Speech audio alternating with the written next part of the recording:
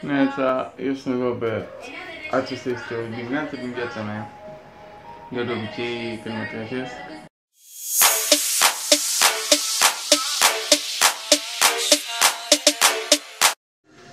așa, spun după cum am zis, m-am întors să gătesc dimineața.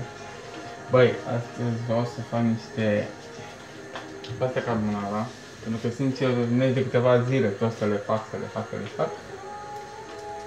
Și sincer mi-mi place să gătesc, îmi place să am bucătărie foarte mult.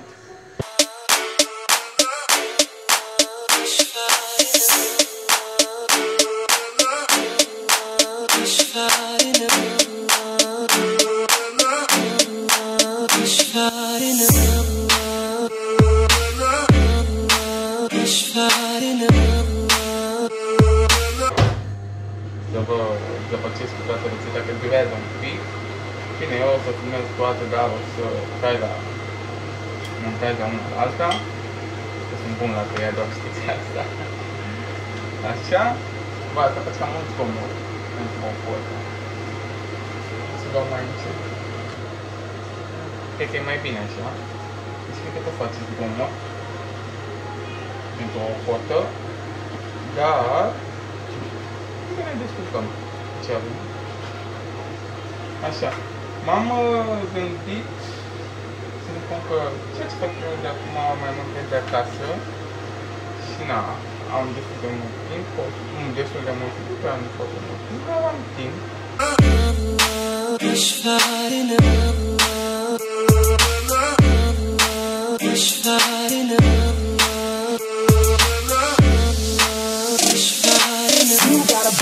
Girl going down, oh my bottle, girl going down. You got a bottle, girl going down, oh my bottle, girl going down. You got a bottle, you got a bottle, you got a bottle, you got a bottle, you got a bottle, girl going down.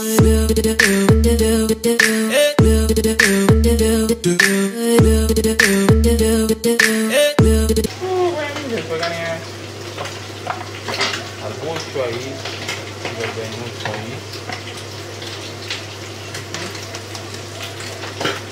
Bă, ce ceară plecat ăla. Nu știu ce bine. Cred că nu-i de-a mine. Ok, bine, bun, că este interesant. Wow, ok. Dacă nu mă așteptam, o e foarte prea mare. Ce asta? La magazin după, că da. Așa, și lipsite stridare. Cred că nu am strecurător de Paște. Wow, asta ar fi super. De fapt, 100% n-am, nu că cred. Așa, aici trebuie să amestecăm verdenuț. Am și mixer, dar nu cred că ai rost să la portăria asta. Folosim mântâna. Quanto é internet? Next nu, asta să mă focus pe mine. Am făcut asta de bună. Tare.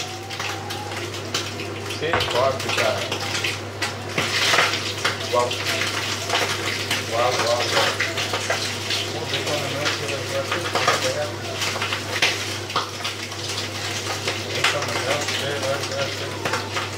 cred că nu mai e făcut și gata. Faptele de la el.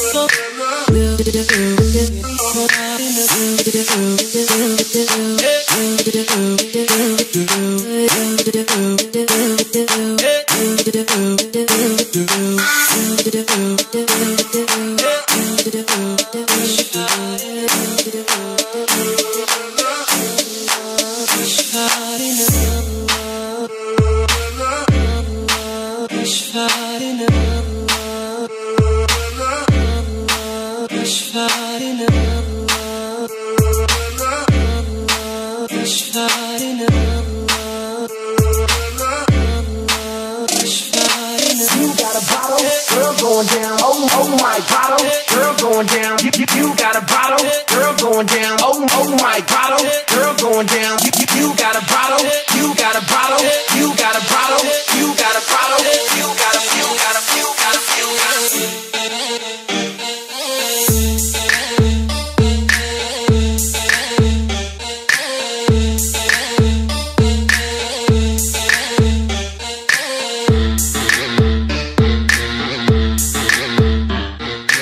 O să vă zic că am reușit să le strecor, ceea ce e foarte bine. Și teoretic ar trebui să pun pastele peste sos, dar ținând cont că țigaia e destul de mică, am să fac invers. Și cred că o să fac ceva de genul.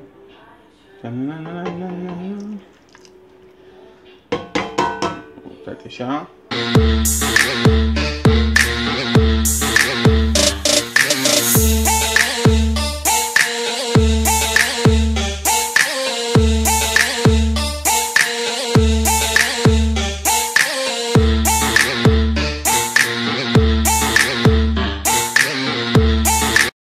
Deci cam asta ar fi produsul final.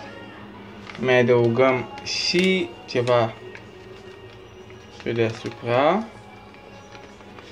Și eu zic că arată chiar foarte bine. Asta se numește pasta carbonara. Cam asta ar fi cam o dimineață din viața mea, în general normală. Până data viitoare, vă salut!